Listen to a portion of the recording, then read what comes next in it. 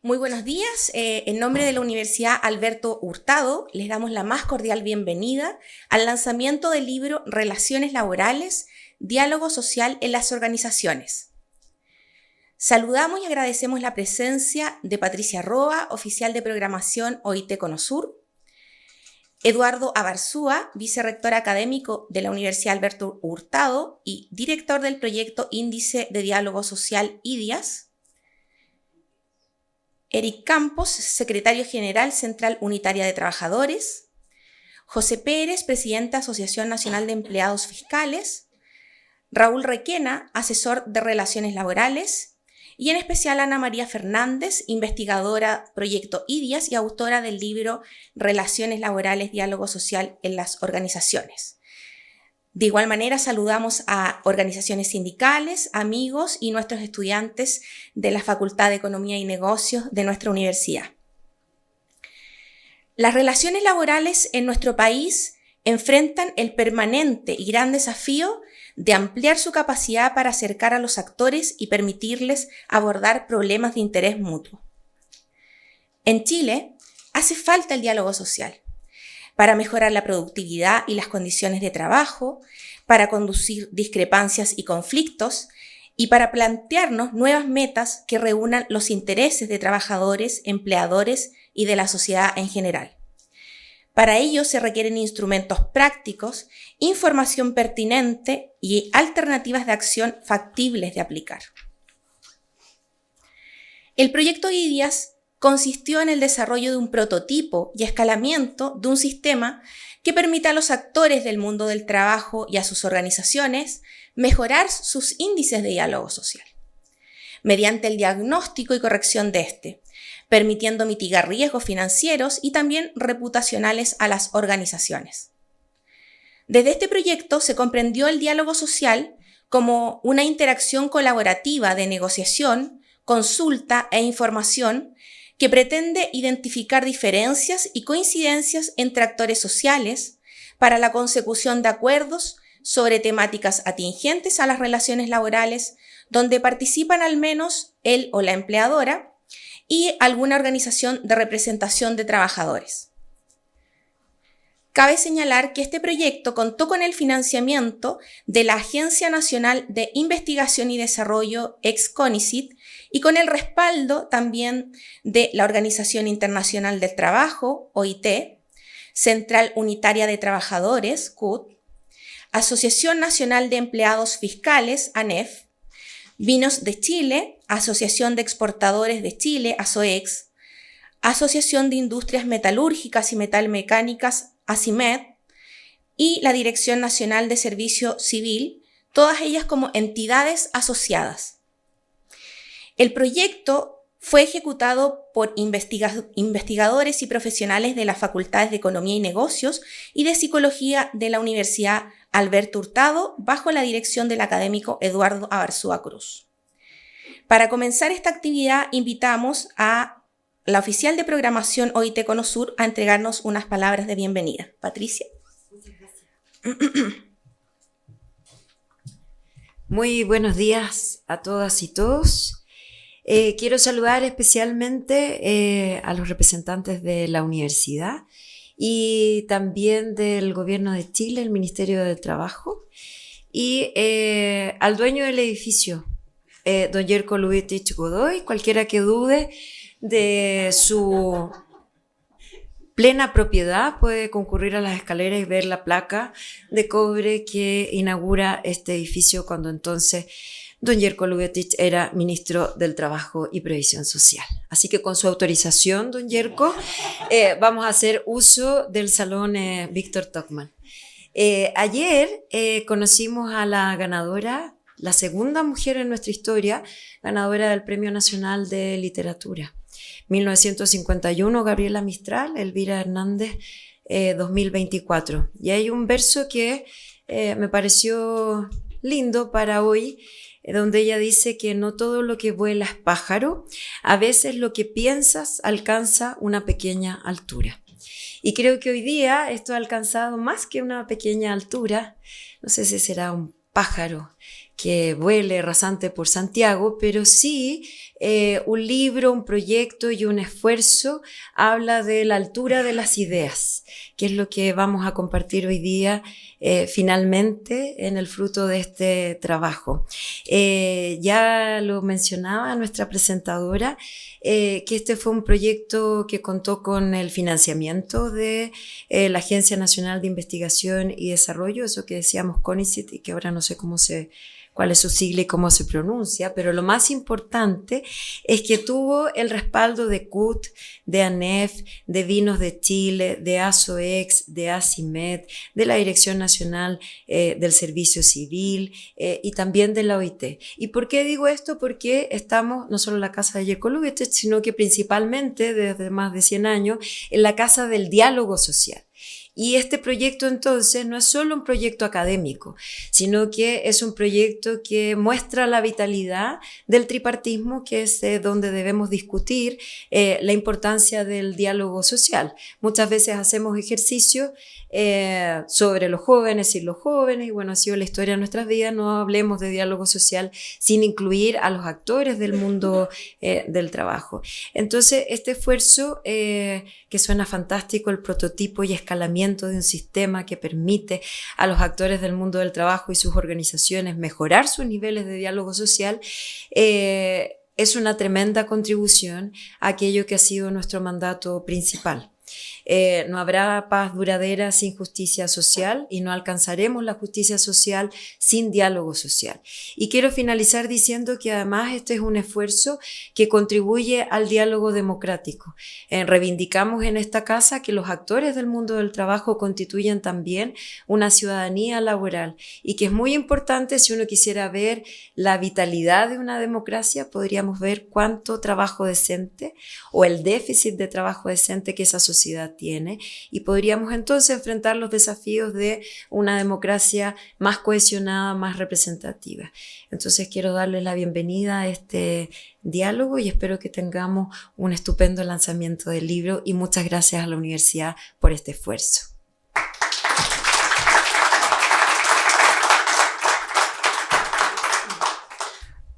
Muchas gracias, Patricia, por tus palabras.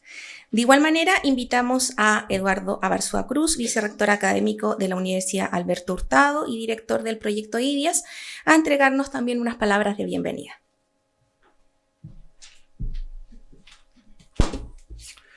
Hola, buenos días. Me sumo a los vocativos con mucha pasión. Aquí estamos con muchos amigos y amigas, personas e instituciones con las cuales pudimos desarrollar este proyecto. Son 4 años donde cada uno de ustedes colaboró de distintos momentos, posiciones a este proyecto.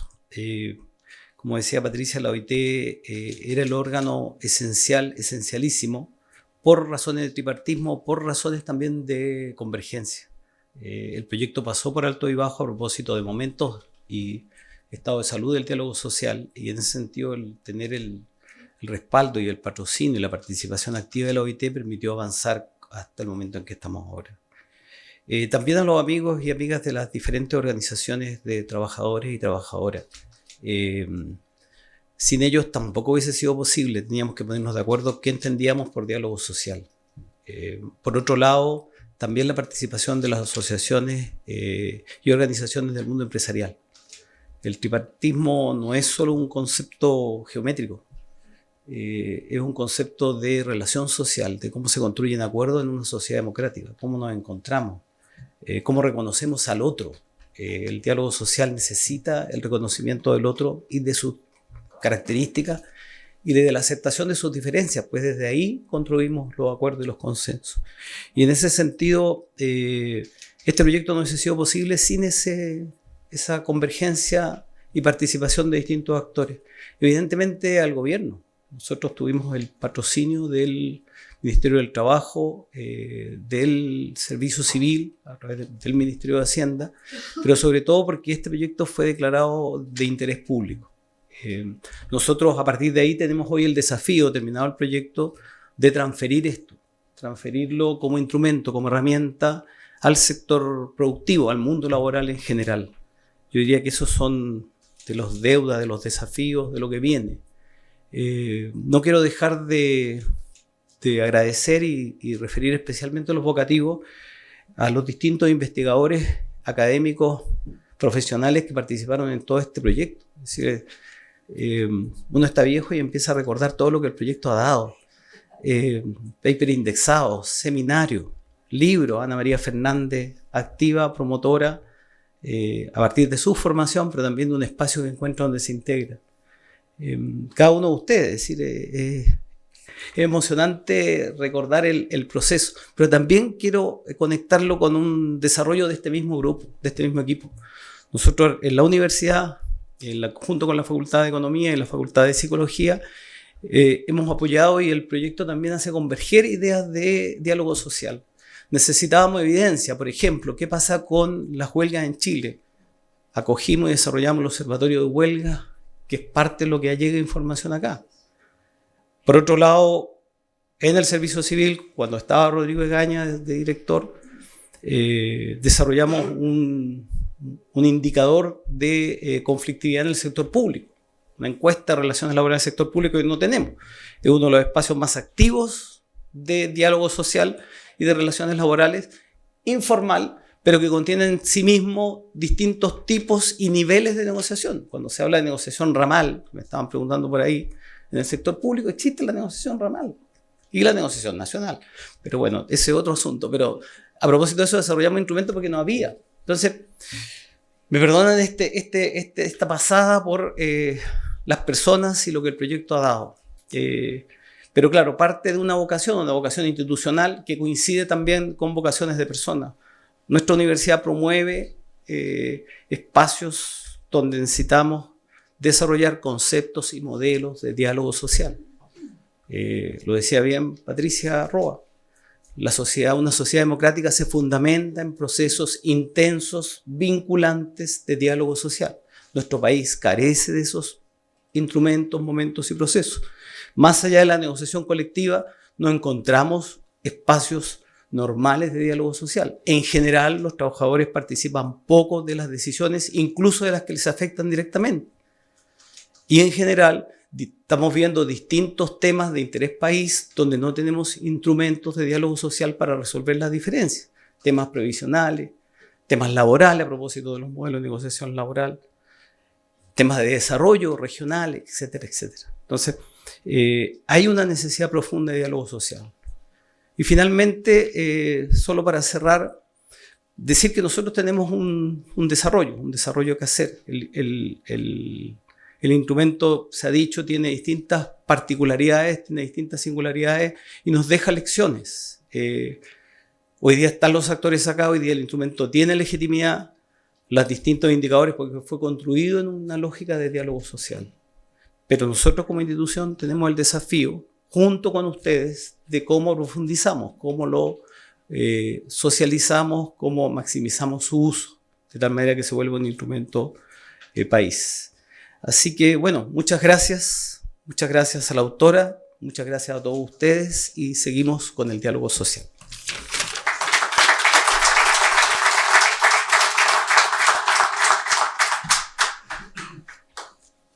Gracias, Eduardo. El libro Relaciones laborales, diálogo social en las organizaciones surgió en el marco de este proyecto y busca profundizar en la materia de las relaciones laborales a través del acercamiento de los procesos de diálogo social, desde una visión general y comparada, así como en el contenido y los modos de expresión que el diálogo social se presenta en el marco de las relaciones laborales, tanto del sector público como del sector privado en el caso particular de Chile. Invitamos a su autora e investigadora IDIAS, Ana María Fernández, quien presentará la publicación.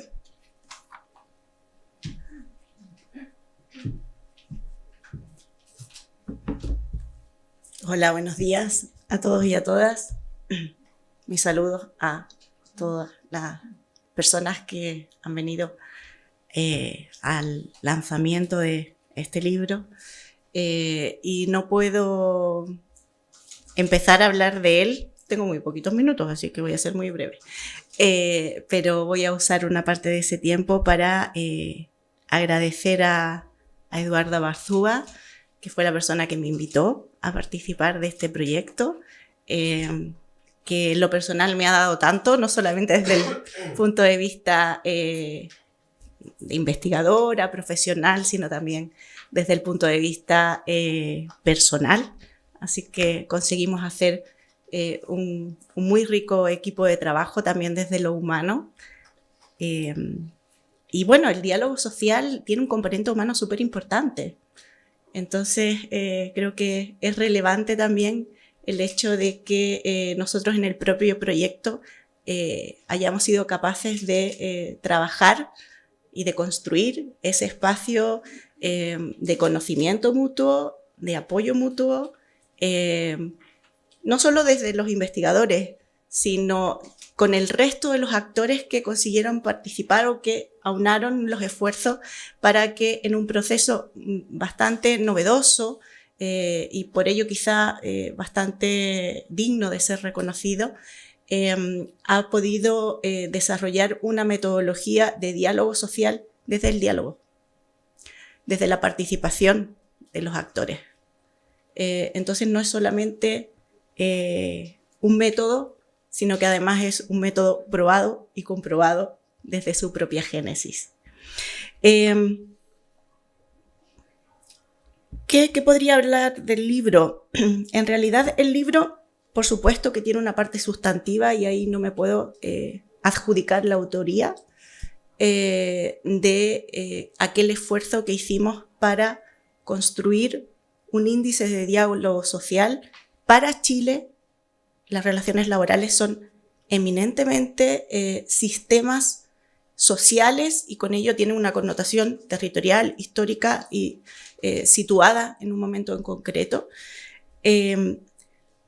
sino que pudimos a partir de ahí traspasar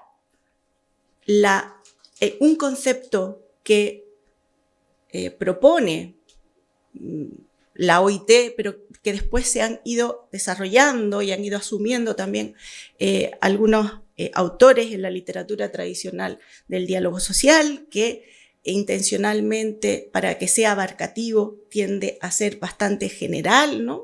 Que pueda ser capaz de considerar o abarcar todos los distintos modelos de expresiones de diálogo social en el mundo, un mundo en el que el mercado del trabajo es tan distinto.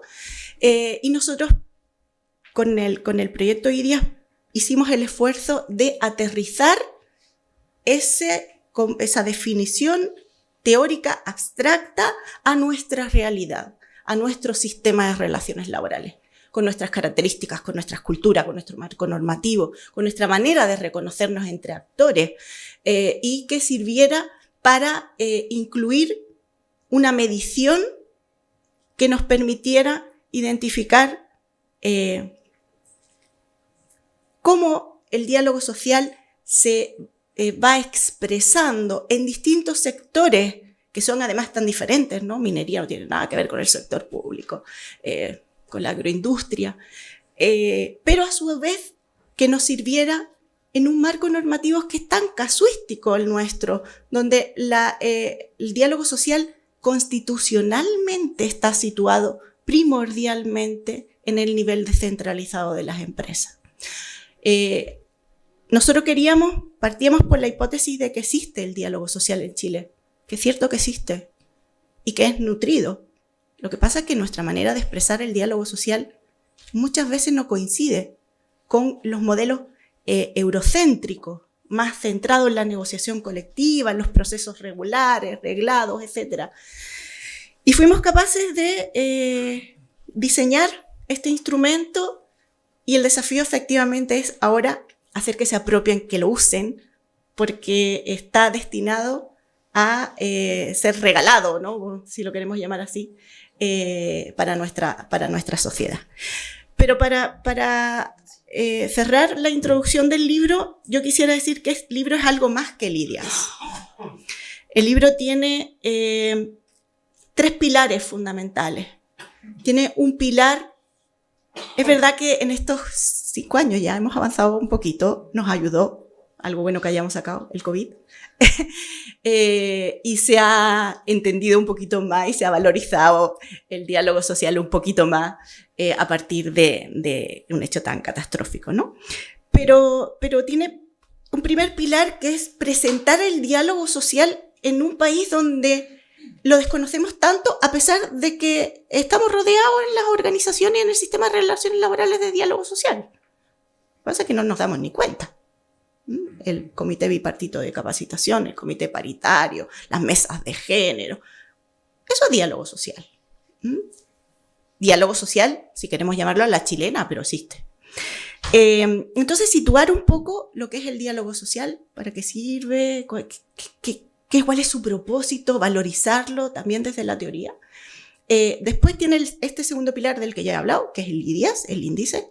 Y un tercer pilar que fue complejo, porque yo creo que es lo más novedoso, sin desconocer este otro gran esfuerzo, que es llevarlo a la práctica, metodologías, cómo se hace. Hay un esfuerzo pedagógico de alguna manera para que el libro sea útil. Tiene esa aspiración modesta, pero que espero que aquellos que lo lean encuentren espacio para hacer transcurrir el diálogo social que tanta falta nos hace en nuestro país, ojalá en términos multinivel. Así que eso sería nuestro libro. Muchas gracias.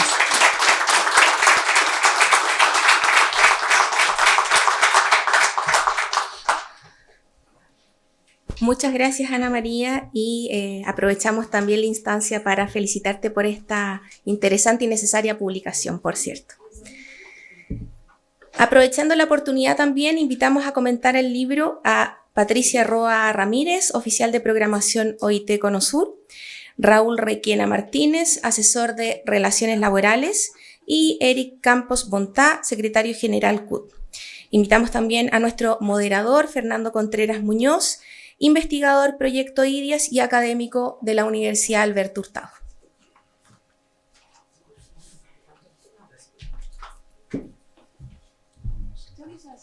Yo voy a sentar aquí.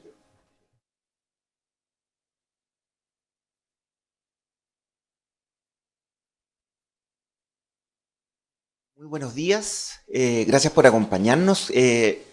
Tengo una misión que es muy agradable para mí, que es invitar justamente a una abogada, a un profesor de historia, un sociólogo. Como ustedes podrán ver, son distintos enfoques. Esperamos también producir diálogo, conversación, salir de acá estimuladas, interesados en el tema, en aprender no solamente del proyecto, sino que más globalmente de los puntos de vista. Marcela los presentaba bien.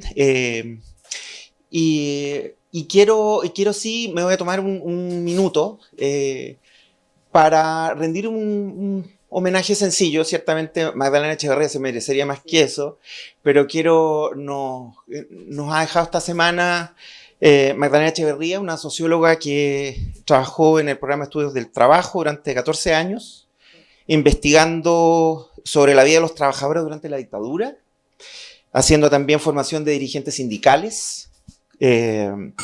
Luego, de vuelta en la democracia, llevó a la dirección del trabajo su experiencia como investigadora en el Departamento de Estudios también de de ese servicio y yo diría ejerció, publicó, participó junto a un grupo importante de profesionales en el debate que hoy día nos convoca. Es decir, ciertamente estamos acá gracias a que cuando esto no solamente no recibía financiamiento público, era una época en que probablemente el mundo del trabajo era objeto de sospecha y de persecución. Hubo gente que mantuvo esa conversación andando y nosotros estamos acá hoy día gracias a, como pueden ver en otro escenario, gracias a esfuerzos como el que hizo Magdalena. Solamente para mencionar algunos de sus temas de preocupación, salud de los trabajadores, cómo está afectando las innovaciones empresariales de la década del 80 al mundo del trabajo, la flexibilización y la subcontratación fueron también temas sobre los que nos dejó publicaciones y de los cuales todos los que hemos estado acá hemos aprendido. Así que me interesa mucho mencionarla, rendirle un homenaje y agradecer también que siempre centrara su interés en tuviéramos en cuenta los relatos y la visión de los trabajadores sobre este conjunto de temas. Así que dicho eso, y espero que también nos pongan en la sintonía de la conversación que queremos tener. Básicamente lo que voy a hacer es plantear una pregunta al panel, cada cual tiene micrófonos ahí, también hay vasitos de agua, porque a veces en esto gente que ha hablado mucho, yo sé, pero a veces uno necesita un trago de agua. Quiero en primer lugar, y les propongo que sigamos el siguiente orden, vamos a partir con la intervención de Patricia en 5 minutos, vamos a continuar con la intervención de Eric Campos también en 5 minutos y finalmente la intervención de Raúl también en 5 minutos para que podamos discutir. Les quiero plantear un primer elemento porque, como muy bien decía Ana María, este es un trabajo que intenta mirar el diálogo social en el nivel de la organización. Eso no es tan común en la literatura, es más bien raro. En Chile no es raro, pero la literatura era una peculiaridad. De manera que la primera pregunta es justamente por esto. ¿Cómo logramos más diálogo social en el nivel de la organización o cómo logramos mejor diálogo social en el entendido que lo podemos tener? Esa es nuestra primera pregunta y yo voy a tener el rol, a algunos les desagrada, a mí me encanta, que es de controlar el tiempo. Así que, Patricia, por favor, iniciemos contigo. Ponga ahí su cronómetro. Vamos a poner el cronómetro. Hay algo que decimos mucho, está aquí mi colega Juan José Aguilarte, especialista de actividades con trabajadores, que ahora que empiezan los días más soleados, creo que podrán asentir conmigo, que la gente quiere el 2 de enero ponerse el bikini y se inscribió en el gimnasio o el traje de baño, su patito de hule, y se inscribió en el gimnasio el, 28 de diciembre. Digo esto porque el diálogo social en una organización es un músculo que se entrena. Entonces uno no pretende el milagro que con la inscripción del gimnasio abre el closet y se pone su bañador. Y eso es algo que este libro contribuye porque hablamos mucho de diálogo social y entrenamos poco el diálogo social. ¿Y qué es lo que ocurre? No solo esta imagen frente al espejo que devela lo que no hemos querido ver, sino que siguiendo en el mismo espejo, cuando no entrenamos, concurrimos a la mesa, y esto es muy chileno, y nos sentamos, y aquí está el encargado del Departamento de Diálogo Social del Ministerio de Trabajo, nos sentamos y en el lapso de 2 horas que estaremos sentadas en esa mesa, unos y otros pretendemos alcanzar nuestra máxima pretensión. Y constatamos de que eso no fue posible porque muy excepcionalmente en la vida uno se sienta en una mesa y en la primera sesión acuerda. Y nos retiramos muy frustrados, defraudados. El diálogo social no sirve. Nos sentamos a la mesa de buena fe y no hubo acuerdo alguno. Y pasamos lo que, a propósito de Magdalena, hay una amplia sociología del trabajo, pero lo voy a decir de una manera vulgar de vulgo, pasamos de la mesa a la piedra, es decir, pasamos de intentar un diálogo al conflicto, sin entender que muchas de estas cuestiones requieren de estas instancias permanentes que nombraba Ana María y que están presentes en nuestra institucionalidad, pero que no son formales solo, sino que generan este hábito de abordar la segunda cuestión que quiero que comentemos, que es una dificultad también muy chilena, que tenemos gran dificultad de tolerar el constatar diferencias. Y entonces, no solo no alcanzamos el acuerdo, sino que parte de nuestra frustración es no valorar que a veces un buen comienzo es solo listar todas las diferencias que tenemos. Y que cuando listamos nuestras diferencias y acordamos cómo procesarlas de manera pacífica, es un tremendo avance y es un buen comienzo. Pero esa es una segunda dificultad. Entonces creemos que esto es llegar, sentarse y cada cual dice su pretensión, chuta, no hay acuerdo, listo, se acabó el diálogo. Segundo, cuando nos quedamos un poquito más y en el cuaderno de Eric listamos todo lo que no había acuerdo, también se acabó el diálogo. Y no somos capaces de que esa sea nuestra primera página. Y entonces quiero finalizar de que el diálogo, y el libro es un gran instrumento para ello, requiere de un acercamiento técnico, en el sentido de que no basta solo la voluntad de las partes y la buena fe. Y desde la OIT hemos promovido e intentado, en nuestro mejor esfuerzo, fortalecer la capacidad de quienes concurren a esta mesa, los representantes de los trabajadores y los empleadores, para que tengan todas las capacidades y herramientas que nacen en la buena fe, pero que no se sustentan solo en ella. Y es muy importante que dirigentes y dirigentes de trabajadores y empleadores tengan las herramientas para concurrir a este diálogo. No solo en aquello que se discute, que ya es una dificultad, ¿no? Como voy a participar, Eric está en una federación de trabajadores del metro, con desafíos tecnológicos, en que uno tiene que conocer aquello que técnicamente la empresa le está presentando, o al revés el empleador frente a las demandas de los trabajadores, sino que además fortalecer las capacidades de cómo se dialoga. Hay que aprender a dialogar, esto tiene una técnica y requiere de una práctica. Entonces, esto que está muy desarrollado en la literatura a nivel general, luego llevarlo a la vida de nuestra empresa, de nuestra institución, requiere de mucha persistencia, de mucha expresión de voluntad. Y quiero finalizar diciendo de que todo esto, como no es un camino de rosa, solo es posible con la expresión de la voluntad política de la política, de las organizaciones. Y creo que ahí Eric y Raúl podrán comentar sobre la vitalidad de esa voluntad de diálogo, porque hay que persistir con porfía. Muchas gracias, Patricia. Eric, por favor. Bueno, lo primero, disculpas por el retraso, pero las actividades matinales coparentales me impidieron llegar. Pero yo creo que lo primero que quiero decir, parto diciendo esto siempre que me invitan al Alberto Hurtado a alguna actividad, que yo valoro, y no es retórica, la capacidad institucional que ha tenido la Universidad Alberto Hurtado para sistematizar el debate del diálogo social en Chile.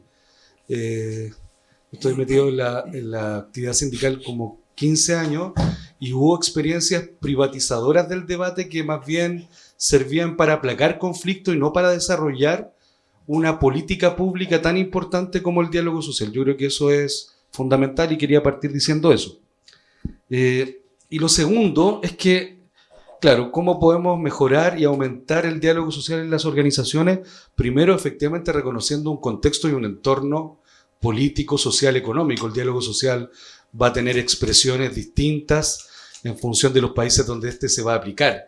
Y en Chile no es posible hablar de diálogo social si no hablamos entonces de cuál es la arquitectura del modelo de relaciones laborales en la que se desenvuelve las fuerzas del capital y del trabajo. Disculpen la disquisición ideológica, pero como estamos en una actividad académica me lo voy a permitir. Y yo diría que esa es una primera cuestión. Tenemos un modelo de relaciones laborales desde el mundo del sindicalismo, que es de donde yo hablo, altamente fragmentado, más de 13.500 organizaciones sindicales, 11.500 sindicatos y más de 2.400 asociaciones del sector público, sobre 6.500 organizaciones que hacen su vida de manera solitaria, es decir, no están afiliados ni a una federación, confederación, mucho menos una central de trabajadores. Y por otro lado, una representación del capital mucho más cohesionada que el de los trabajadores y con mucho más, vamos a decirlo así, garantías institucionales para desenvolver su actividad. ¿Sí? Y yo creo que ahí tenemos una complicación porque en Chile hay un modelo de relaciones laborales altamente desigual, ¿sí? En materia de poder. Por lo tanto, me parece que lo primero o lo segundo es que yo creo que, y lo decía Patricia, creo yo que las empresas tienen que entender, o la sociedad, antes que la empresa, la sociedad, que el trabajo es fundamental para el desarrollo. Y esto que suena retórico, pareciera ser que está en crisis, en una crisis de sentido. El trabajo cada vez, no cada vez más, ha perdido una función social y hoy día no es más que un insumo de una empresa, tanto así que incluso es muy llamativo porque se expresa en esta altura muletilla de señalar que los trabajadores son colaboradores y no trabajadores, ¿no? Que es como lo más simbólico respecto de lo que estoy tratando de decir. Entonces yo creo que lo primero es que las empresas tienen que entender que para que sus negocios, sus industrias sean sostenibles, el diálogo social es fundamental para la proyección del negocio. No, ninguna empresa, eso lo han entendido muy bien los portuarios y la minería, ninguna empresa de largo plazo, que no solo quiera sacar y rápidamente rentabilizar, puede desarrollarse si no es sobre la base de relaciones laborales sanas. Y eso requiere mecanismos. Yo diría que lo segundo es que requerimos institucionalizar más el diálogo social al interior de la empresa y fundamentalmente fuera de la empresa. Yo creo que lo que hizo el gobierno de la presidenta Bachelet en la reforma laboral con lo que significa el Consejo Superior Laboral, que está todavía en pañales, desarrollándose con muchas dificultades, porque no logra todavía dar cuenta de los debates profundos del trabajo, tanto expresión de ellos que los empresarios no quieren discutir de negociación por rama y se negaron siquiera al diálogo. Entonces, todavía hay una institucionalidad que no logra absorber las diferencias, o como decía Patricia, enlistar, ¿no? Ponernos de acuerdo cuáles son nuestros consensos y también cuáles son nuestras diferencias compartidas. A veces tenemos menos diferencia de lo que pensamos cuando el diálogo se desarrolla. Yo creo que ahí tenemos también una complicación. Y yo creo, lo último, todavía en el plano de la empresa, que se requiere fortalecimiento de la contraparte. No es posible un diálogo asimétrico entre sobre todo en los procesos de digitalización y automatización en los que estamos desarrollándonos. Eso requiere fortalecer técnicamente al sindicalismo, si es que estamos de acuerdo que el diálogo social se tiene que desarrollar entre sindicatos y representantes de empleadores. Ahí también hay un debate, ¿sí? Yo creo en la titularidad sindical para efectos del diálogo social. Creo que es fundamental para tener contrapartes conocidas y fortalecidas, y por eso que se requiere mucho más articulación también al interior del propio sindicalismo para dar esos debates más de fondo, porque yo diría que junto con la fragmentación, usted me avisa porque no tengo celular, junto con la fragmentación, yo diría que el otro problema que tiene el sindicalismo y que herencia el plan laboral es la despolitización. Cuando tenemos un sindicalismo despolitizado, en un sentido no partidario, siempre digo esto, y también partidario, ¿por qué no? Pero sobre todo en el sentido del poder, creo que tenemos un sindicalismo entonces que no comprende estas metodologías de construcción de acuerdos. Yo creo que eso también es peligroso para la crisis de adherencia democrática en la que estamos viviendo. El diálogo social puede ser una salida, pero para eso necesitamos políticas públicas que pongan al centro el trabajo. Yo creo que una deuda de los últimos gobiernos, a excepción del de Michelle Bachelet, es que no ha puesto al centro el problema del trabajo. No el problema solo de los trabajadores, sino que el problema del trabajo. Cómo el trabajo permite desarrollar ciudadanía, permite generar bienestar, permite adherencia democrática. No puede ser que el 40% de la gente que es pobre trabaje. O sea, eso que genera un problema de sentido, ¿no? Cómo mi vida se la dedico a un espacio, a un lugar, 10, 12 horas, ahora ojalá 40, y eso no me alcanza para llegar al día 5, o más bien no me alcanza para alcanzar el bienestar. ¿Por qué voy a tener adherencia a un espacio así? Entonces yo creo que son reflexiones que el diálogo social puede permitir, pero creo que las empresas tienen que tener conciencia que esto no puede ser una iniciativa retórica, sino que tiene que incorporarse como un objetivo corporativo para el desarrollo del negocio. Eso. Muchas gracias, Eric. Vamos entonces a darle la palabra a Raúl Requena, quien integra el Círculo de Personas y Organizaciones de ICARE también. Bueno, muchas gracias y buen día a todas y todos. Yo quisiera primero partir por agradecer la invitación a compartir este panel con destacados expertos, tanto de UIT como de la Central Unitaria de Trabajo. Es para mí, la verdad, un agrado. Y agradecer también el esfuerzo de la Facultad de Economía y Negocio de la Universidad Alberto Hurtado, y en particular el trabajo y el esfuerzo, el trabajo intelectual de la autora Ana María Fernández para tener la posibilidad no solamente de compartir este momento en el lanzamiento del libro, sino también porque me parece que en sus 4 capítulos, leí el libro, doctor, por si acaso, en sus 4 capítulos creo que está bien logrado el objetivo de apuntar a la necesidad de transparentar más el diálogo, cuáles son los elementos que ayudan y cuáles son los elementos que no estarían ayudando. Así que yo no tengo duda de que esto va a ser un gran aporte para los actores que animan el diálogo social en Chile. Además, me parece oportuno subrayar también el proyecto IDEAS, el que yo conozco desde su inicio, hace varios años atrás. Me parece también que es un gran aporte instalar en la discusión del diálogo social indicadores respecto a qué estamos haciendo y cómo lo estamos haciendo, ¿no? Lo que dice Eric, cuánto se dan cuenta las empresas de que verdaderamente están dialogando o simplemente conversando, y cómo ese diálogo, o más abajo, cómo esa conversación tiene sentido, tiene impacto. Y no hay otra, ¿no? Como dicen los economistas, no hay otra que sea medir esa cosa, ¿no? Poner el termómetro. Y me parece que esto de IDEAS también es válido para introducirse en cómo uno le toma la temperatura a un elemento que es vital en el proceso de diálogo social, fundamentalmente en los países de América del Sur, y por cierto en Chile, que es la negociación colectiva. Cuando usted pregunta en una empresa a los encargados de manejar la mesa de negociación colectiva por parte de la empresa, ¿cómo les fue en el cierre de la negociación? Todos dicen, oh, bien, muy bien. Le preguntan a los trabajadores, como las pelotas. Pero la empresa siempre dice, no, fue bien. Y cuando yo me integré a Quiñenco, empecé a preguntar a los gerentes, bueno, pero ¿qué significa bien? No, bien, Raúl, bien. Pero bien es no tener huelga. Claro, bien. Entonces me parece que el diálogo que se hace y el objetivo de la negociación colectiva no es por vender, ¿cierto?, a mejores condiciones sociolaborales, sino evitarse un conflicto, a como dé lugar. Y a como dé lugar, ¿cierto?, con todo respeto, uno tiene que mirar para el norte.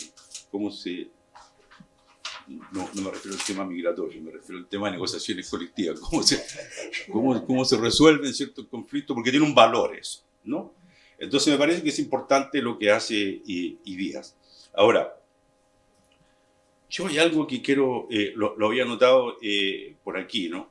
Que es la necesidad de crear un espacio seguro para poder dialogar. Y un espacio donde también se sincere el lenguaje. Yo comparto, y lo he hecho público en muchas otras ocasiones, comparto lo que dice Eric, y sincerar el lenguaje. O sea, nosotros tenemos aquí y en muchos países hay códigos del trabajo, no hay códigos de colaboradores. Y las reformas son reformas laborales y no son reformas de colaboradores. Y nosotros entendemos que los colaboradores tienen otra característica, incluso podrían cobrar o no cobrar su sueldo a fin de mes. Y si no lo cobran, yo puedo decir, bueno, pero si esta es una colaboración, somos amigos. Entonces, partir por sincerar el lenguaje. Y otra cosa también que es importante a propósito de las empresas, es que no es lo mismo negociar y dialogar. Y yo tengo la impresión que en Chile esa cosa está bien confundida. Cuando se está negociando, dicen, no, si estamos dialogando. Bueno, sí, claro, uno tiene que conversar. Pero primero tiene que haber esa intención de diálogo sincero, efectivo, real, transparente, con todos los antecedentes en la mesa, para que posteriormente, el segundo paso, la negociación tenga un mejor final o apunte a un mejor final. Y, doctora, en su introducción, en el libro, hay una frase que a mí me hizo mucho sentido.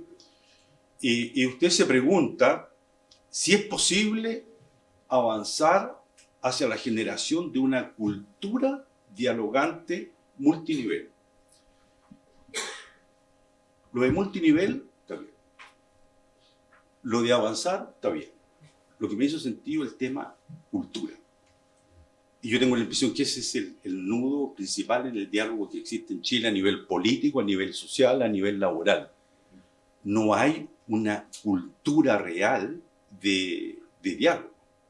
Yo hace unos días atrás, un par de días, un amigo economista que es asesor de varios sindicatos portuarios, pero en el sur, me comentaba que los sindicatos portuarios de Punta Arenas le habían dicho de que en Punta Arenas se había convocado a una mesa de diálogo laboral para discutir los temas de los trabajadores portuarios. Pero había un detalle menor, es que no invitaron a los representantes laborales. Entonces, ¿cómo usted arma una mesa para debatir sobre la problemática laboral? ¿Cómo? Era un diálogo con los buques y las grúas. Claro, pero ¿cómo usted habla un diálogo para debatir sobre la problemática laboral y usted no invita, ¿cierto?, a los actores, ¿no? No, entonces me parece que esto de la cultura es vital. O sea, si no se instala verdaderamente una cultura, me parece que no vamos a llegar prontamente a lo que usted plantea muy claramente y brillantemente en el libro. Ahora, para ir a la pregunta que nos hacía y no sacarle el cuerpo a esto, me parece que hay algunas cosas, desde mi punto de vista, lo que yo he visto en grandes empresas como el Banco de Chile, como CCU, como Enex, como SAAM, en fin, la Sudamericana de Vapores, tanto en Chile como fuera de Chile. Me parece de que si no hay involucramiento real de las partes, el diálogo no funciona. Involucramiento. Entonces ahí está el compromiso de la empresa, ¿no? De la empresa, pero también, yo diría, de la academia, de la sociedad, y en particular de la academia. No me invitaron para tirarle flores al Alberto Hurtado, pero tengo que hacerlo porque los conozco bien y sé que están haciendo un trabajo tremendo, tremendo. Entonces, ¿cómo mejorar el tema del diálogo social? Formación, capacitación, compromiso. Y esto de los diplomados laborales, por ejemplo, donde participan representantes de la empresa y representantes de los sindicatos en la misma sala y empiezan a distinguir qué es negociación y qué es diálogo, ese tipo de formación es lo que apunta a la cultura. Me quedaría ahí. Muchas gracias, Raúl. Antes de plantear una segunda pregunta, les quiero decir que a propósito de la consistencia, también vamos a dar vamos a ofrecer la palabra al final, porque es verdad que el diálogo social tiene intensidades distintas, pero nos gusta la consulta también. Así que si están pensando sus preguntas o comentarios, apúntenlos por ahí, vamos a ofrecer un par de palabras en la medida que tengamos tiempo.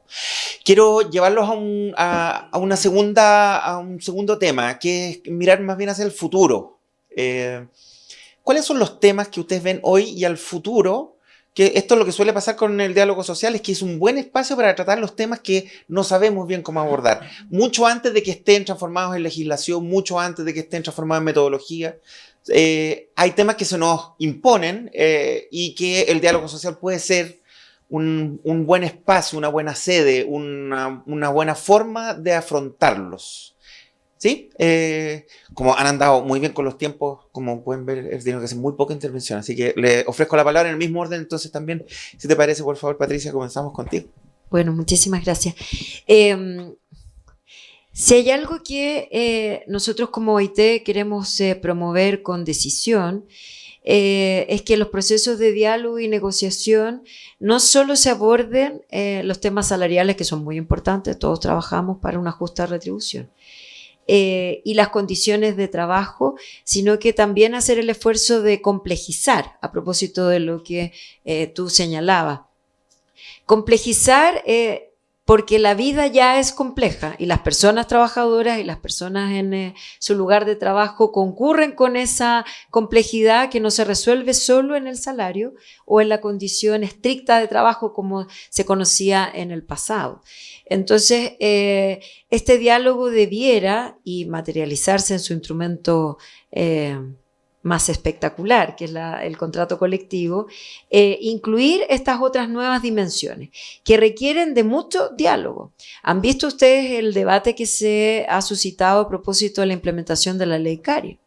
En que nosotros concurrimos con Juan José y otros colegas como 2 veces por semana, parecemos como Jimmy Shower, así tenemos un programa en televisión, y la gente concurre porque de eso no habíamos conversado mucho. Entonces los unos y los otros, las unas y las otras, están muy preocupados, quieren saber cómo esto va a funcionar, ha generado una cierta tensión. Y es un síntoma de que esto no era parte de los procesos de diálogo al interior de los lugares de trabajo. Ahora que hay una ley que hay que cumplir, que el reglamento, y entonces nos falta el que dice, ay, ahora no voy a poder hacer nada. Yo le pregunto, ¿y qué podía hacer usted antes que ahora no puede hacer? Digo, para saber. Entonces, creo que esa dimensión de la persona trabajadora en su totalidad, que hoy día, y veo muchos realmente jóvenes en el público, claramente hoy día nadie cree que el único satisfactor, el más importante, pero no el único, es el salario. Y por tanto, entonces, incorporar esta dimensión de la vida personal, del proyecto que esa persona trabajadora quiera realizar, cómo el trabajo le permite realizarse plenamente, es una dimensión que no podemos dejar de incorporar lo antes posible. ¿Por qué? Porque cuando Raúl pregunte cómo le fue en la negociación, el bien ya no va a ser solo el que no hubo huelga, sino que también el bien a un nivel de satisfactor va a ser ¿y cómo te fue? ¿Cuántas denuncias tienes? ¿Cómo se procesaron? ¿Tuviste alguna dificultad como empleador por el protocolo, por el mecanismo? Entonces, quiero decir de que afortunadamente hay otros indicadores para la vitalidad de este diálogo. Y una segunda cuestión que Eric mencionó y que nosotros hablamos en nuestro centenario del futuro del trabajo y ya no hablamos del futuro del trabajo porque es hoy.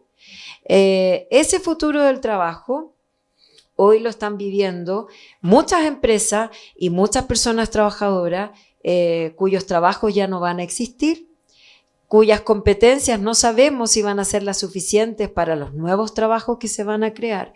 Y esa entonces dimensión del futuro presente es algo que debemos incorporar en el diálogo. Tenemos una expresión preciosa, así esas como perlitas del diálogo social, que es la nueva ley de Chile Valora, en que aquí está Jimena Concha, su primera secretaria ejecutiva, en que es una ley que nace de una institución tripartita, pero que luego el propio directorio tripartito promueve la modificación de su ley en un acuerdo y que en el Congreso Nacional, cuando vienen los trabajadores, los empleadores, adelante pase, tome asiento. y hay una disposición mucho más favorable para votar estas iniciativas. Hoy día tenemos una nueva ley. Este tema no está presente necesariamente al interior de todas las empresas y no está siendo parte del diálogo ni tampoco de los acuerdos colectivos para cómo enfrentar juntos. Y termino, nosotros hemos promovido, y no siempre con éxito, el convocar a todos los actores a una transición justa. Creemos que todos están muy involucrados en la transición.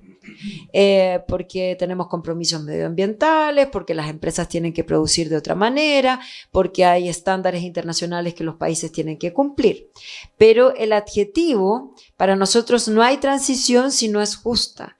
Y entonces el adjetivo que la acompaña lo que hace es traer a las personas al centro, a las personas trabajadoras, que no son colaboradoras, son personas trabajadoras, que son el indicador si esa transición tecnológica, medioambiental, productiva, es o será justa. Y creo que eso también es importante que sea parte del diálogo. Los trabajadores, las personas trabajadoras o las empresas, porque estamos en todos los casos, no son como una víctima o un beneficiario de estos procesos. Debieran ser un actor principal. Entonces creo que esas dos dimensiones son urgentes de incorporar, porque si no, muy chileno de nuevo, miramos a la ley, ¿cierto? Y ahora hay que comprarse un carrito de feria para andar cargando el Código del Trabajo, porque todo es una ley especial, todo es un estatuto, todo es un procedimiento, mucha pega para los abogados, pero la vida no se resuelve así. Gabriel García Márquez dijo que escribió en una crónica que pasaba por el paseo huérfano y la gente vendía las leyes en la calle y él le decía, compre la nueva ley de arrendamiento, el Código del Trabajo, nueva ley del tránsito. Ya, bien, pero no hagamos del Código del Trabajo la resolución de nuestras vidas e incorporemos estas dimensiones por lo que es la ley de las partes, que es el fruto del acuerdo, del diálogo en un contrato colectivo que puede abordar la dimensión humana de las personas trabajadoras y su empresa. También está generando mucho trabajo la ley Karen para psicólogos clínicos. Sí, es un caso. Sí. Don Eric. Bueno, sobre la pregunta, mira, yo creo lo primero de lo que aquí se ha dicho, que finalmente uno trae una idea preconcebida, pero se genera un diálogo bien. Yo creo que el diálogo social comporta sí o sí la negociación.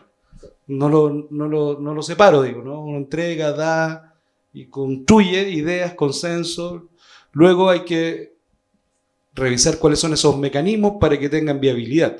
Yo creo que el diálogo en ese sentido tiene que, yo le pondría el diálogo social efectivo, ¿no? Que consiga acuerdos, porque ya, bueno, antes nos invitaban en las empresas cafecitos, ahora ya como recortan tanto, ni para eso hay. Pero pues muy o sea, el diálogo social tiene menos insumos que antes.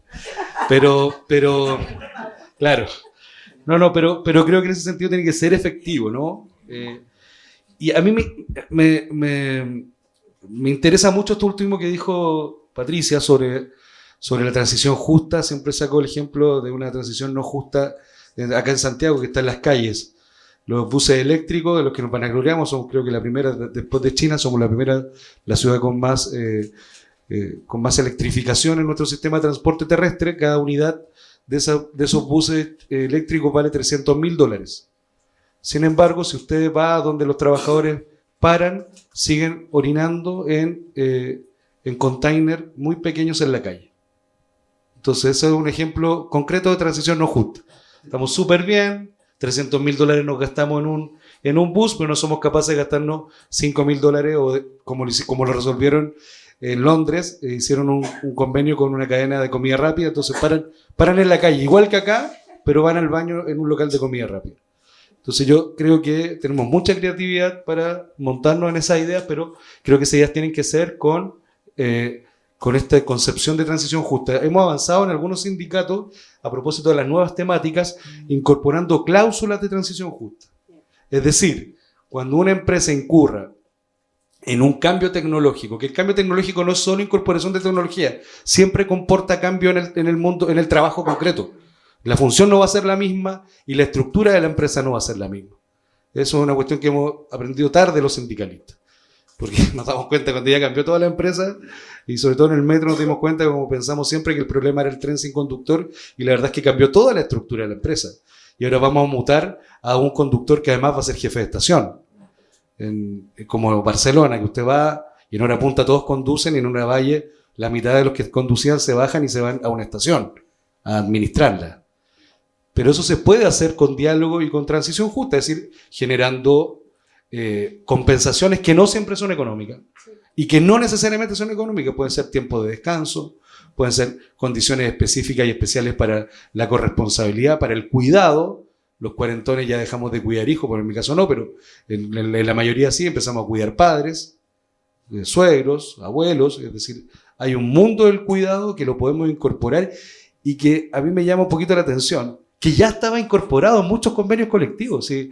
A veces desde la política pública, desde la institucionalidad, como se desconoce el mundo del diálogo social, nos vienen a vender nuevas ideas, y yo creo que muchas de las cuestiones de la ley Karen quedaron cortas en varias empresas, donde ya habían protocolos de ese tipo. Entonces yo creo que hay que escuchar más a los sindicatos y a los empresarios. Creo que hay un error respecto, por ejemplo, de la ley de conciliación familia y trabajo, que suena muy bonito, pero que en la práctica sirve bien poco, tiene bajo impacto. Y es porque se hizo sin el diálogo con los trabajadores. Así que no me extraña en nada que hayan convocado una mesa desde el gobierno donde no invitaron ni a los sindicatos ni a los representantes de los empleadores. Creo yo que ahí hay un aprendizaje institucional, gubernamental que hacer. No se puede hablar de diálogo social y de política laboral sin los trabajadores, por más ideas preconcebidas que traigamos desde la academia cuando después asumimos roles en el Estado. Creo que el sindicalismo y las relaciones laborales son permanentes. Por eso que requerimos institucionalidad para el diálogo social. Pero no me quiero ir de la pregunta. Yo creo que tenemos que extrañamente volver atrás en materia de diálogo social al interior de la empresa. Por ejemplo, hemos privatizado el debate del bienestar.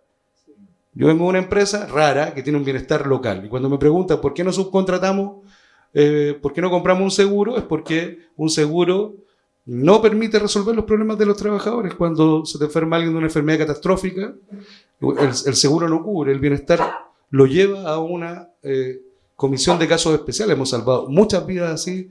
En el metro voy a decir una tontera, pero todos nos podemos enfermar de lo que sea. Y no necesitamos poner un chaleco amarillo y caminar 2000 kilómetros. Porque hay un bienestar. O sea, podemos abordar eso desde la solidaridad del mundo colectivo, pero a su vez no hay una institucionalidad que promueva eso. Por ejemplo, al metro le dijeron, usted no puede pagar prestaciones. Entonces nos tenemos que ir a dar la vuelta y pagarle a un pagador como la caja de compensación. Y le pagamos para que nos pague la plata que es nuestra. Entonces creemos que hay que también desarrollar una institucionalidad no que permita elegir, ¿no? Ya tanto que nos gusta elegir, que permita elegir. Si nos queremos ir al seguro privado o que si el diálogo social nos puede llevar a soluciones compartidas en esa materia. Yo creo lo mismo, y con esto no sé cuánto me queda, pero quería decir algo fundamental. Yo creo que hay que mirar más experiencias no socialistas como Alemania, para que no se asusten. Pero en Alemania hay comités de empresa desde el año 78. Y resulta que los comités de empresa, que son espacios de diálogo social, me parece espectacular. Pongámonos de acuerdo primero en productividad. ¿Cuánto queremos producir? ¿Cómo vamos a proyectar la forma en que vamos a producir? Y después de eso, pongámonos de acuerdo en cómo nos vamos a apropiar de esa ganancia. De manera conjunta, respetando evidentemente quién es dueño del capital y quién ejerce el trabajo. Yo creo que ahí tenemos un aprendizaje también que hacer para los desafíos que viene Chile. Ya Chile, todos hablan que se estancó en materia de crecimiento. La verdad es que todo indica que este modelo, así como está, no da para más en materia de crecimiento. Ya creció lo que tenía que crecer.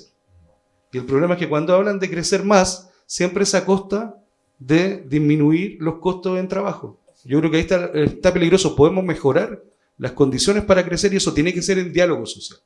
También a alto nivel. Yo creo que eso va a tener impacto en lo local, indudablemente.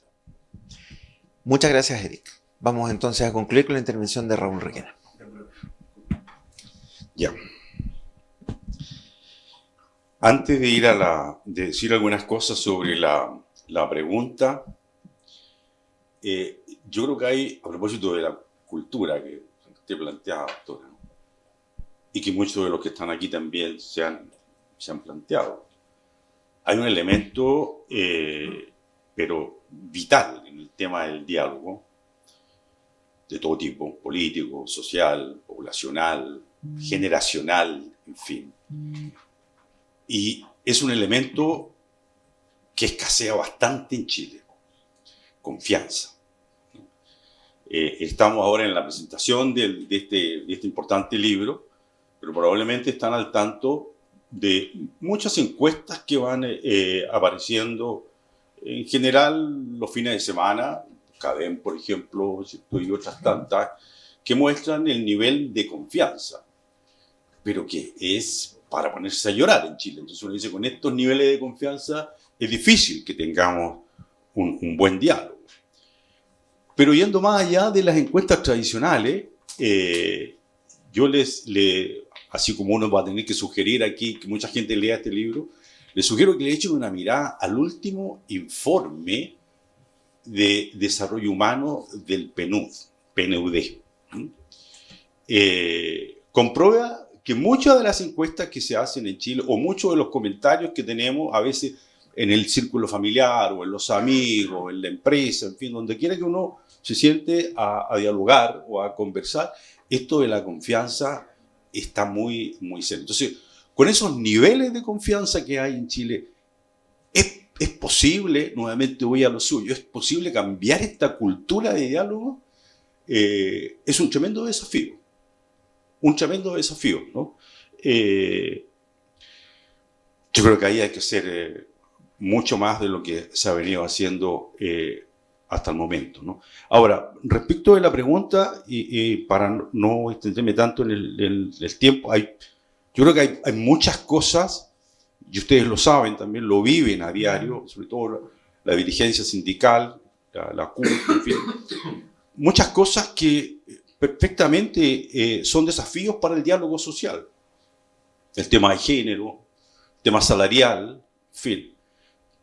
Pero me voy a saltar un poco eso y tengo cinco cosas que quisiera subrayar brevemente. Primero, esto de la sostenibilidad y el trabajo verde, ¿no? Es decir, la economía del nuevo siglo, la economía más sostenible, ¿no? Demanda diálogo, sin lugar a dudas. El mismo que veníamos teniendo en el último tiempo, probablemente no. Demanda una cultura diferente de diálogo. ¿Cuánto de este tema de la economía verde o la economía más sostenible va a estar considerado en las próximas negociaciones colectivas? ¿Cómo se va a discutir aquello? ¿Qué tan preparados llegan los dirigentes sindicales y qué tan al día están de esto los ejecutivos de la empresa? ¿Cierto? Es como la serie de Netflix, ¿cierto? Continuará, hay que ver cómo están, pero ahí hay un poco de zona gris. ¿Qué otro tema se puede incluir? O debiera estar incluido en los desafíos de un diálogo social sólido, vigoroso, transparente, convocante, la salud mental y el bienestar en el trabajo. Esto no puede ser simplemente la discusión de uno o dos sindicatos, o con todo respeto, no solamente puede ser la discusión de la central de los trabajadores con la CPC. Esto es un diálogo de carácter nacional, ¿no? La salud no está sindicalizada ni está empresarializada, aunque yo creo que sí, por ahí, ¿no? Pero bueno, discutir sobre salud mental y bienestar en el trabajo es sin lugar a dudas un desafío para cambiar la cultura del diálogo. Lo relativo a la automatización y la tecnología, ¿no? A propósito del mundo sindical, yo recuerdo una cruzada que hizo el sindicato de Walmart hace un tiempo atrás respecto, cuando querían cambiar las cajeras, bueno, de hecho sacaron muchas cajeras y introdujeron estas cajas automáticas, supuestamente inteligentes. Yo he visto unos quilombos que se arman a hace cuando la gente está comprando, parece que no son tan inteligentes las cajas, ¿no? Pero ahí hay un tema importante. Desde distintas universidades, tanto nacionales como extranjeras, se está investigando y se está ocultando cuánto realmente va a impactar la inteligencia artificial en el mundo del trabajo. ¿Cuántos trabajos van a desaparecer o se van a reconvertir? No. Pero la reconversión demanda un diálogo nuevamente, no cualquier diálogo. Demanda un diálogo. Lo que está pasando hoy día en Huachipato, con los viejos de esa zona, o sea, demanda algo más, con todo respeto, que el ministro de Economía llegue hasta allá. Demanda un diálogo en el que realmente la gente se sienta escuchada, se sienta interpretada y sienta que su problema va a ser conversado y va a ser dialogado. Por lo tanto, si va a ser conversado y dialogado, entiendo que va a haber alguna solución diferente a la que está hasta el momento. Los derechos laborales de los trabajadores migrantes. O sea, no le podemos sacar el quite a este cuento. Guste más, guste menos, en fin. Tenemos una población migrante en Chile, pero más que evidente, ¿no? Nos cambió a medio el hábito alimenticio, pero más que evidente. Pero ahí hay no un problema, ahí hay una oportunidad también para que el diálogo se exprese y poder meter a todo ese colectivo de trabajadores en la misma dinámica que empuja con tanto éxito la CUT. Y por último, Eric mencionaba el tema de los comités laborales, los comités, ¿cómo se llama? Comité de empresa. Sí, el comité de empresa, cosa, un invento de los alemanes, que dio muchos resultados, sobre todo en la economía nórdica, y que algo de aquello se ha exportado a América Latina, fundamentalmente. Pero en ese marco, lo relativo a la participación de los trabajadores en la toma de decisiones de la empresa. Yo, para terminar, quisiera decir que en algún momento en el Grupo Quiñenco abordamos esto porque, a propósito de compromiso sobre el tema de un diálogo efectivo, a Andrónico Luxig dijo, bueno, esto es algo que hay que abordar. O sea, no nos podemos poner al lado y mirar cómo lo hacen los demás. Y tenemos que ver en realidad cómo logramos que los trabajadores, a través de sus directivas sindicales, respetando las directivas sindicales, tengan la posibilidad de participar, no en la gestión total, pero participar en algunas decisiones de la empresa. Y fíjense que hay un caso aquí más que real y evidente. La pesquera, la salmonera del sur. Cuando, ¿cierto?, el dueño dijo, venga usted, el presidente del sindicato, usted ahora se va a sentar en el directorio.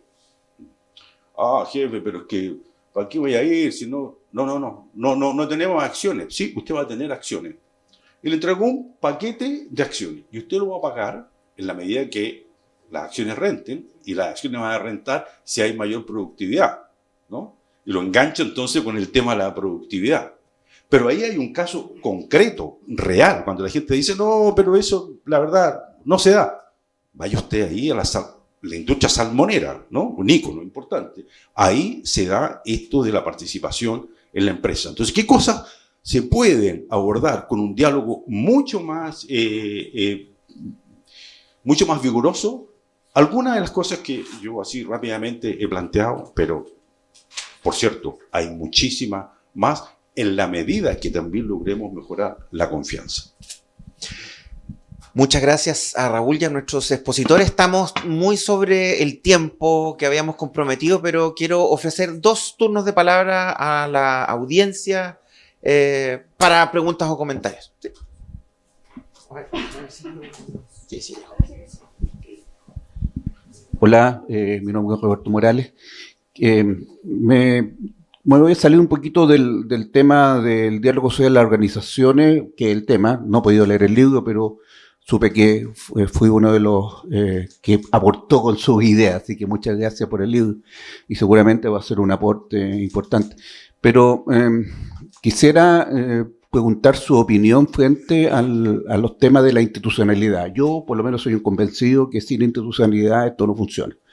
En el tema de los derechos humanos, nosotros siempre decimos, mira, el tema de la voluntariedad y la obligatoriedad es un tema grave. Y yo creo que aquí también es, ¿no? Y voy a decir el tema de la institucionalidad.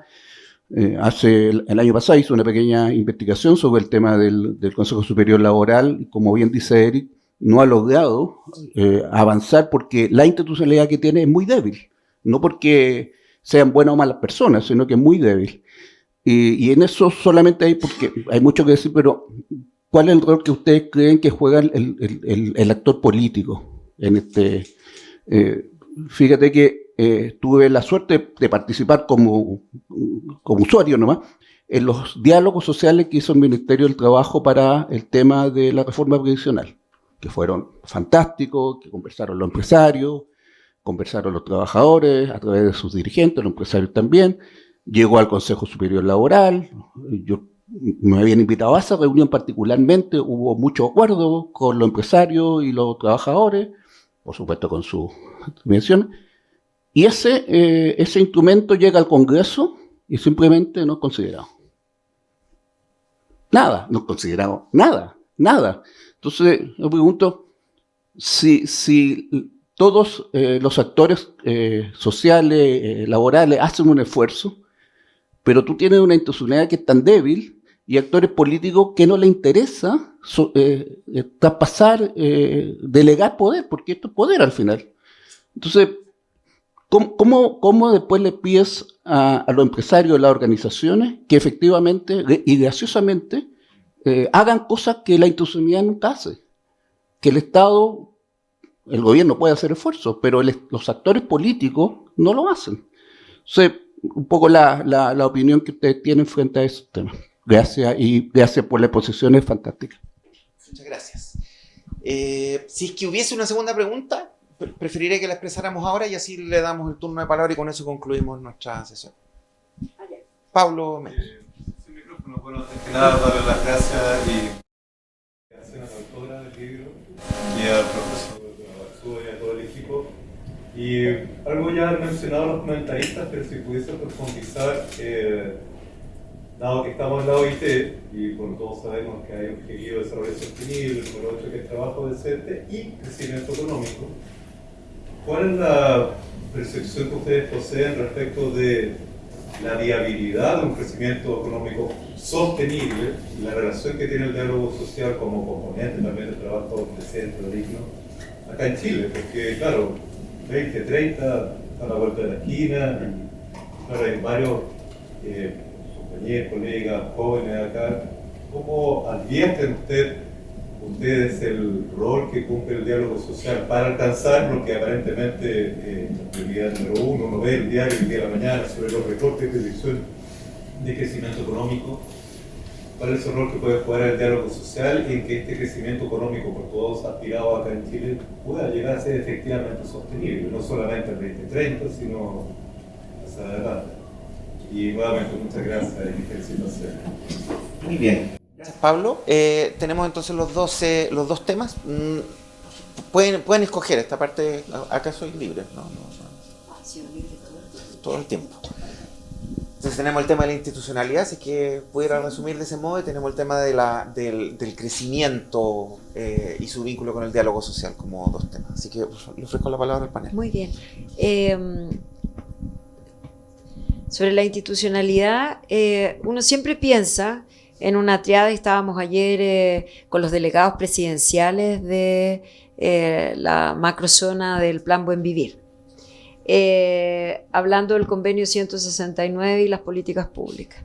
Y ahí les recordábamos la recomendación de la OIT para que una política pública sea viable, debe tener normas, a eso nosotros nos dedicamos con entusiasmo, una institucionalidad y recursos.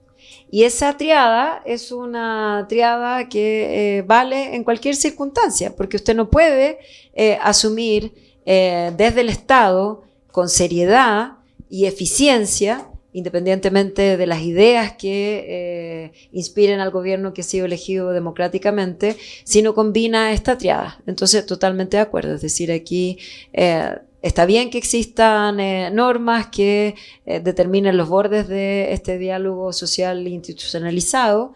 Se requiere la institución, pero también esta tiene que tener recursos. Y cuando me refiero a recursos, son recursos financieros y humanos que posibiliten de que esa institución cumpla con su cometido. Así que es parte de las recomendaciones que humildemente hemos hecho como OIT al país, antes del Consejo Superior Laboral y ahora para que fortalezca esta institución y sea eficiente en su propósito y dé respuesta a que le dé valor al acuerdo.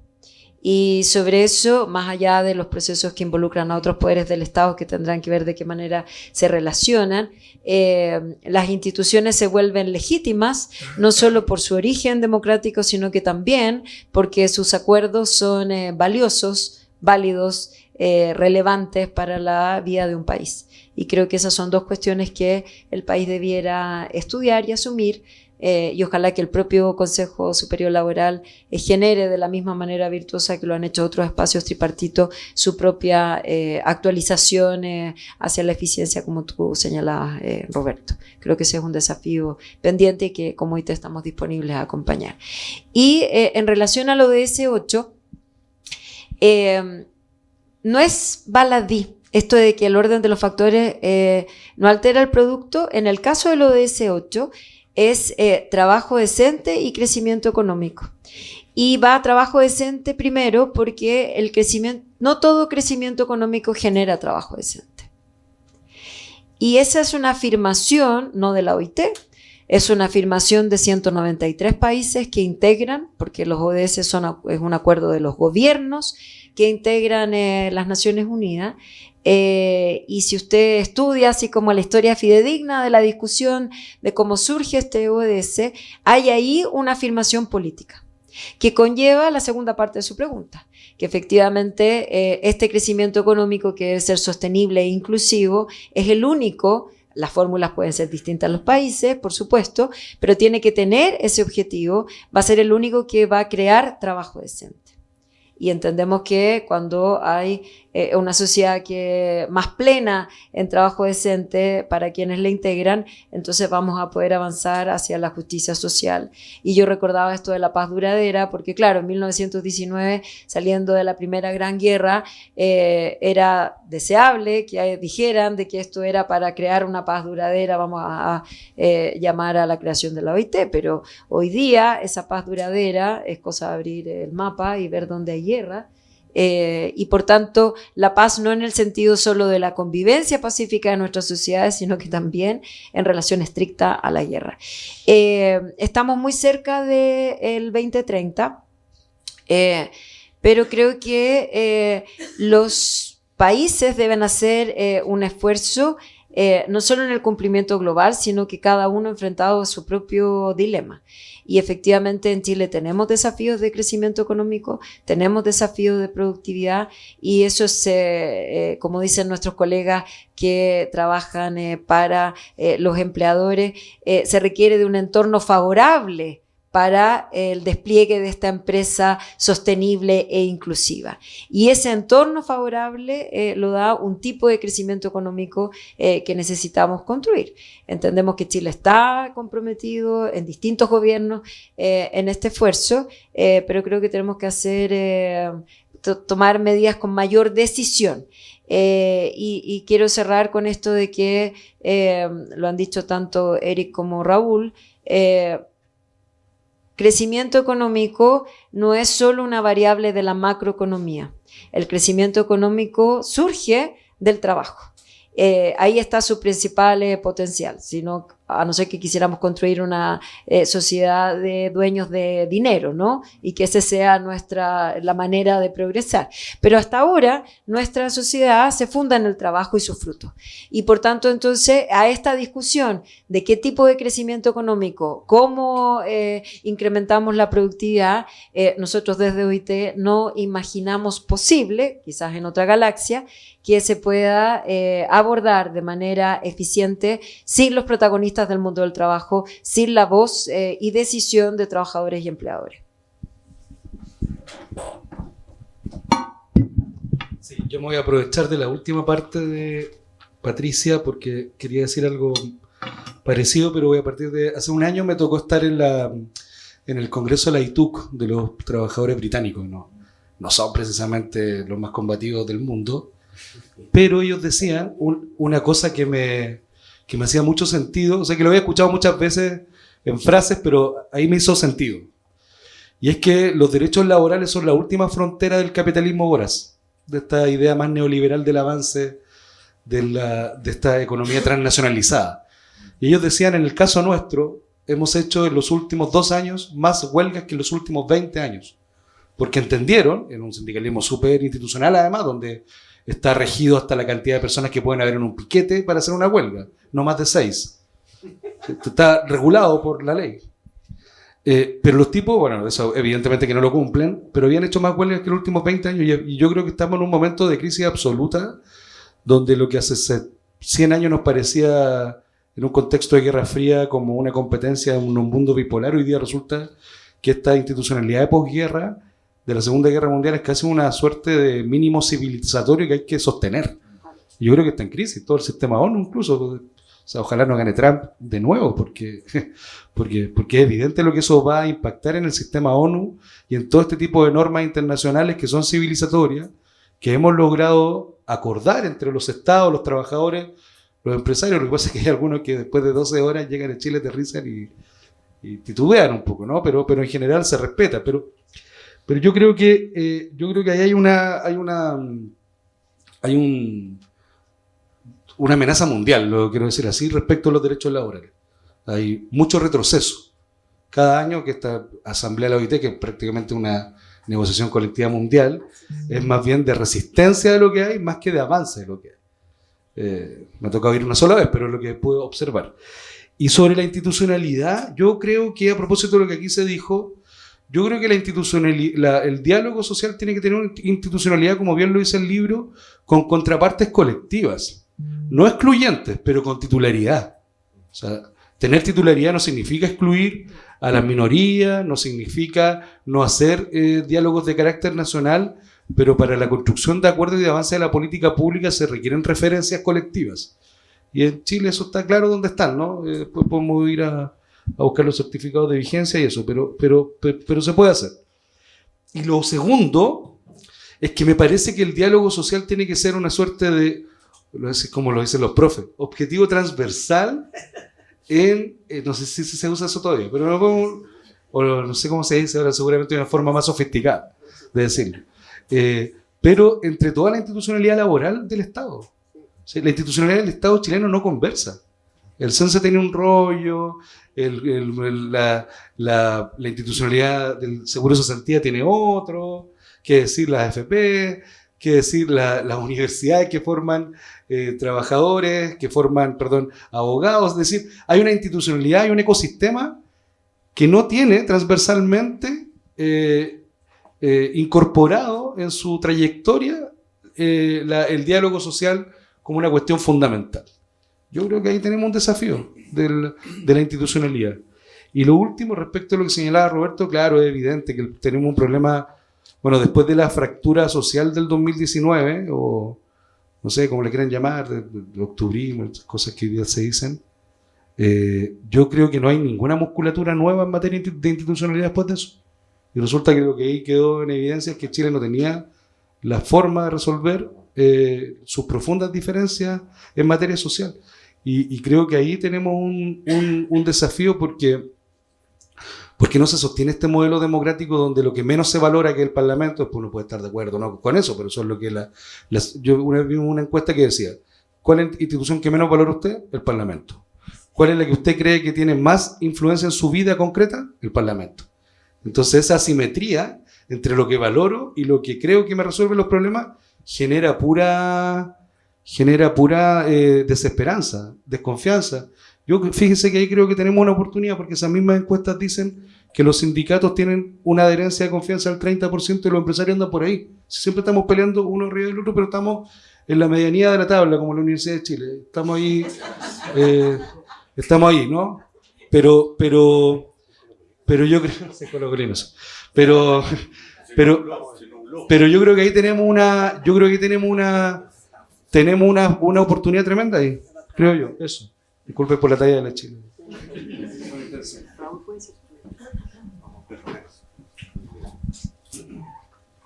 Iba re bien.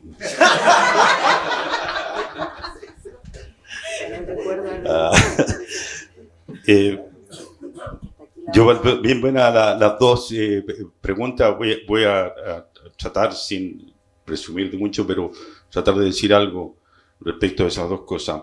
La relación del mundo del trabajo con los actores políticos.